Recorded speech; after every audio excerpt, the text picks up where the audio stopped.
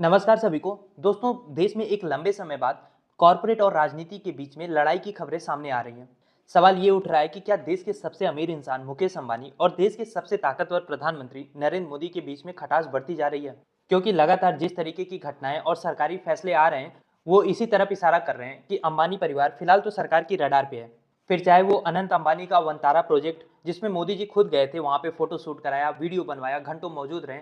आज उसी प्रोजेक्ट की गहन जांच के लिए एसआईटी का गठन किया जा रहा है। 11 सालों में ऐसा कभी नहीं हुआ था। जो सक्रियता अंबानी परिवार के खिलाफ आजकल देखी जा रही है। अब अनिल अंबानी की बात करें तो वो भले ही मुकेश अंबानी से अलग हो, उनका बिजनेस अलग हो, लेकिन पारिवारिक संबंध तो है ही है।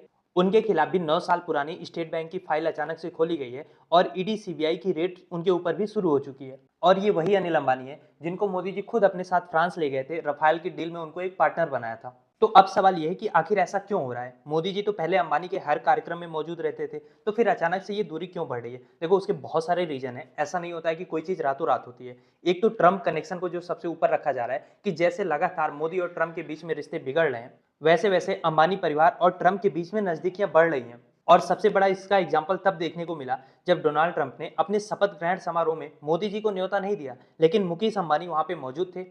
तो कुल मिला जुला के ये दावत अंबानी जी को बहुत महंगी पड़ेगी, क्योंकि मोदी जी को ये दावत रास नहीं आई।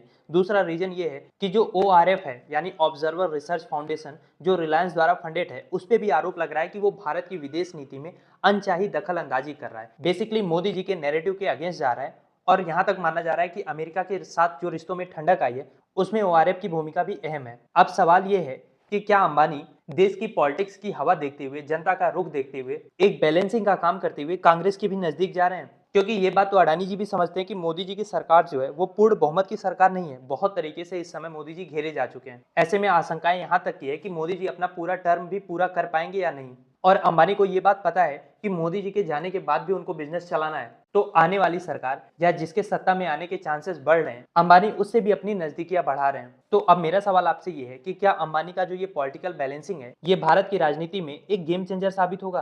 क्या सोचते हैं आप इस बारे में? लिखिए अपनी राय कमेंट बॉक्स में।